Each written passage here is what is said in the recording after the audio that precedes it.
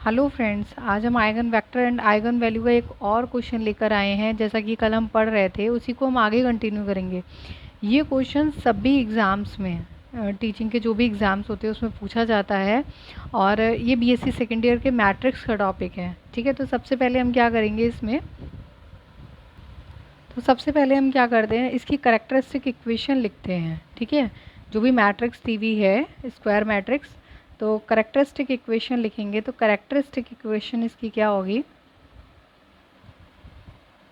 Equation of matrix A. ठीक है, इसकी क्या होती है? A minus lambda I determinant में इक्वल टू ज़ीरो। ठीक है, तो जब देख सकते हैं जैसे कि हम लोगों ने कल सीखा था, तो इसमें क्या करेंगे? ए क्या है हमारा? पूरा है 3 1 4 0 2 6 0 0 5। लिखने का तरीका आप सीख लीजिए एक बार, हमेशा याद रहेगा। ये डिटर्मिनेंट में है तो डिटर्मिनेंट में ही रखिएगा। ठीक है, इक्वल टू ज़ीरो। अब हमारा क्या है? लैम्डा आई, यानी आई क्या होता है हमारा? आई होता है हमारा 1 1 1। डायगोनल में एलिमेंट्स जो होते हैं वो 1 होते हैं, बाकी एलिमेंट्स जो रिमेनिंग है वो इक्वल टू क्या होते हैं? ज़ीरो होते हैं, सभी ज़ीरो होते हैं। तो हम इसका डिटर्मिनेंट निकाल लेंगे कैसे? बट उससे पहले क्या है, लैम्डा के साथ में है तो लैम्डा से मल्टीप्लाई कर देंगे, तो यहाँ भी लैम्डा हो जाएगा, यहाँ भी लैम्डा हो जाएगा, यहाँ भी लैम्डा हो जाएगा। ठीक है, ए माइनस ए में से माइनस किया है तो क्या हो जाएगा? Minus lambda, minus lambda, minus lambda, क्योंकि बाकी तो टर्म्स हमारे क्या हैं? ज़ीरो है ना। ठीक है, तो इस तरह से जब हम इसको सॉल्व करेंगे तो सॉल्व करने के बाद में इसको ओपन कर लेते हैं सबसे पहले। तो क्या आएगा? 3 माइनस लैम्डा और 2 माइनस लैम्डा, ठीक है, इंटू 5 माइनस लैम्डा। ठीक है, और माइनस का ज़ीरो हो जाएगा क्योंकि ज़ीरो से 6 की मल्टीप्लाई करेंगे ज़ीरो। और जब ये सेकंड टर्म लेते हैं तो माइनस में होता है, माइनस का 1 हो जाएगा।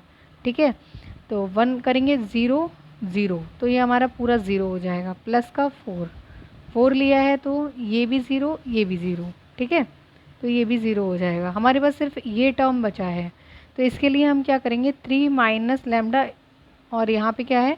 2 माइनस लैम्डा और ये 5 माइनस लैम्डा। ठीक है, तो अब हमें इसमें निकालने की वैल्यू ज़रूरत ही नहीं पड़ी क्योंकि सारी लैम्डा की है, इसको ओपन करने की कोई भी ज़रूरत नहीं है। कहीं लॉन्ग क्वेश्चन आप कर दें तो यहाँ से हमें लैम्डा इक्वल टू 2 3 5 3 वैल्यूज़ मिल गई हैं। यही क्या है? हमारी करेक्टरिस्टिक रूट्स बोल सकते हैं, करेक्टरिस्टिक रूट्स या और आइगन वैल्यूज़। ठीक है, अब एक पार्ट तो हमने फाइंड कर लिया, अब हमें आइगन वेक्टर को फाइंड करना है। आइगन वेक्टर एक एक करके आइगन वैल्यू की हेल्प से फाइंड करेंगे। तो सबसे पहले हम ले लेते हैं लैम्डा इक्वल टू 2। जब लैम्डा इक्वल टू 2 लेंगे तो क्या होगा हमारा? ए माइनस लैम्डा आई है ना, into x equal to zero, यही तो लेते थे। तो इसके लिए हमें क्या करना है? A minus 2i into x equal to zero. ठीक है, तो a माइनस 2i, ए क्या है हमारा? a माइनस 2i, इसी की जगह पे 2i कर देंगे तो क्या हो जाएगा? 3 1 4 0 2 6 0 0 5। ठीक है, माइनस का 2i है यानी माइनस का 2 कर देंगे। ठीक है, और ये 3 की है, 3/3 की मैट्रिक्स है, स्क्वायर मैट्रिक्स है। पहले कल जो हमने क्वेश्चन किया था वो 2/2 की थी, ये 3/3 की है। तो यहाँ पे एक्स वाई जेड ले सकते हैं क्वेश्चंस के लिए। ठीक है, दो होते तो एक्स वाई लेते, या x1 x2 x3 भी आप ले सकते हैं। ठीक है, हमने यहाँ पे ये लिया है। इसके बाद हम इसको सॉल्व कर लेते हैं। हमारा क्या आएगा यहाँ पे? 3 माइनस 2 यानी 1 0 0 1 0, 2 माइनस 2 0, 4 6 3। ठीक है, एक्स वाई जेड, और यहाँ पे इसको भी ऐसे ही लिख सकते हैं मैट्रिक्स की फॉर्म में 0 0 0। ठीक है। तो अब क्या करेंगे, इसको हमें सॉल्व करना है इक्वेशन में। x 1 की y से करेंगे, y 4 की z से, यानी 4z इक्वल टू 0, क्योंकि 0 है। ठीक है, यहाँ पे x की मल्टीप्लाई करेंगे तो 0, y की करेंगे यहाँ पे z, यानी 6z इक्वल टू 0। यहाँ पे x भी 0, y भी 0, z क्या है 3z equal to 0। It means यहाँ से z तो हमारा आ गया 0, z 0 आ गया, तो इक्वेशन 1 में पुट कर देंगे तो हमारा x plus y equal to 0 आ जाएगा। अब इस कंडीशन में क्या करेंगे, इस कंडीशन में हम करते क्या थे, किसी एक को k मान लो, कुछ भी मान सकते हैं, a मान लिया, b मान लिया, जो भी मान सकते हैं। तो let y equal to k put कर दिया। k पुट करने से क्या हो जाएगा, x equal to minus k हो गया। ठीक है, और z हमारा 0 है, तो इस तरह से ये x, y एंड z, तो हमारा आइगन वेक्टर क्या हो गया हमारा माइनस k, k 0, ये हो गया आइगन वेक्टर। ठीक है, तो k बाहर ले लेंगे कॉमन, तो 1 माइनस 1 1 0, तो ये हमारा आइगन वेक्टर हो गया। इसको एग्ज़ाम में ज़रूरी नहीं है, इस तरह से भी लिखा हुआ आ सकता है 1 माइनस 1 1 0। और एक और है, जैसे हमने यहाँ पे क्या लिया है, यहाँ पे हमने लिया है y को k माना है, अगर हम x को k मानते तो y equal to minus k आता। ठीक है, तो हमारा एक वेक्टर और क्या हो सकता है एग्ज़ाम में, अगर मान लिया आप सोच रहे हैं कि आपका तो माइनस आया, उसमें नहीं आया है x की वैल्यू, तो 1 माइनस 1 0, माइनस 1 से मल्टीप्लाई कर दीजिए तो भी यही आएगा। ठीक है, तो ये दोनों आएंगे हमारे। इसी तरह से हम नेक्स्ट पार्ट पे चलते हैं, लैम्डा इक्वल टू 3। ठीक है, किसको लेके चलते हैं, lambda equal to 3, lambda equal to 3 के लिए ये सेकंड पार्ट है हमारा। ठीक है, लैम्डा इक्वल टू 3 के लिए लेके चलेंगे तो हमारा क्या हो जाएगा, a minus 3i into x equal to 0। ठीक है, तो a हमारा क्या था, a हमारा था 3 1 4 0 2 6 0 0 5। ठीक है, -3 कर देंगे आइडेंटिटी में, -3 -3 -3, और x है तो x1 x2, इसमें x3 ले लेते हैं। ठीक है, 0 0 0। ठीक है, तो अब क्या करते हैं, इसको सॉल्व करते हैं, 0 0 0 0 -1 0 4 6 एंड 2।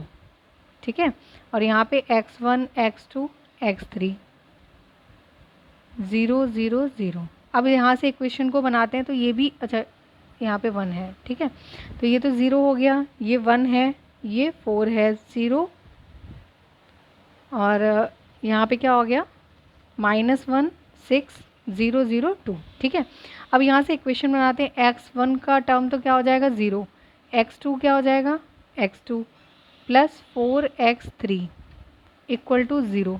एक तो एक ये इक्वेशन आ गई। सेकंड इक्वेशन क्या आएगी, फिर से x1 0 हो जाएगा, x2 यानी -x2 plus 6x3 equal to 0, और x3 यानी 2x3 इक्वल टू 0, यानी x3 हमारा क्या आ जाएगा, यहाँ से सॉल्व करेंगे तो 0 आ जाएगा। ये इक्वेशन 2 है। ठीक है, अब x3 0 है तो x2 की वैल्यू इसमें से निकाल सकते हैं, इसमें पुट कर देंगे वैल्यू, तो हमारी क्या आ जाएगी -x2 इक्वल टू, ये तो 0 पुट कर देंगे तो 0, यानी x2 इक्वल टू भी क्या आ जाएगा हमारा 0 आएगा। ठीक है, जब x2 भी 0 आएगा तो उसे x1 की वैल्यू दे नहीं रखी है, तो x2 0 हो गया हमारा, x1 यही थी हमारी मैट्रिक्स। एक बार चेक कर लेते हैं, हाँ ये तो बिल्कुल ठीक है।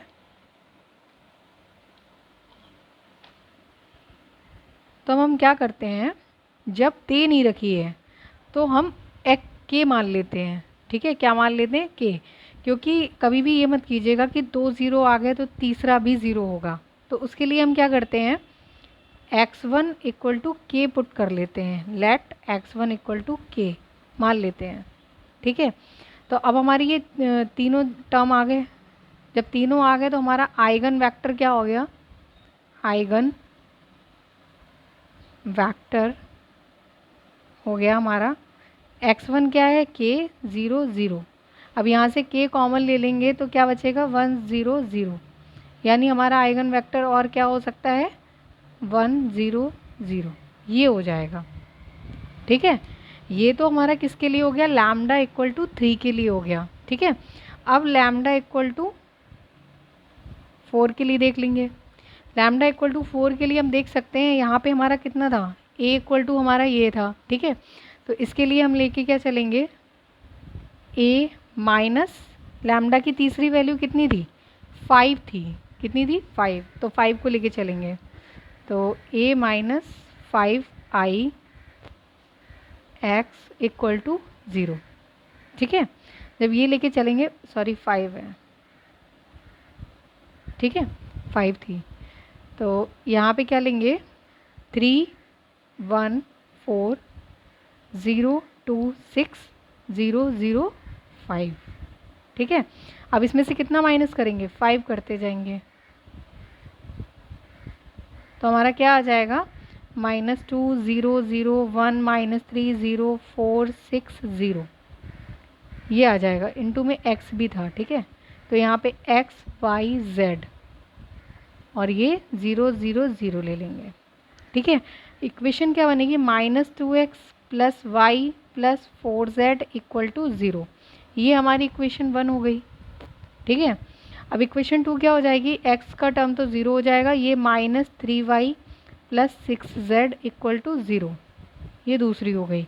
तीसरी है ही नहीं क्योंकि तीनों टर्म यहाँ पे क्या हो गया, हमारे 0 हो गए। अब 0 होने से क्या हो गया, यहाँ पे वैल्यू तो फाइंड हो नहीं पाएगी, तो सबसे पहले हम क्या करेंगे, z को कुछ मान लेते हैं। ठीक है, z को मान लो या y को पुट कर लो, तो let z equal to k।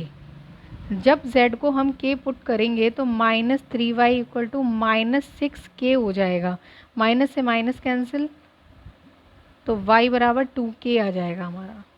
ठीक है, जब ये y इक्वल टू 2k आ गया, z इक्वल टू हमारा क्या है, k, तो y की भी वैल्यू पता है, z की भी पता है, तो x की वैल्यू निकाल सकते हैं, इसकी वैल्यू पुट करके दोनों की, तो क्या हो जाएगा, -2x y की 2k और इसकी 4k इक्वल टू 0, -2x और प्लस का 6k इक्वल टू 0।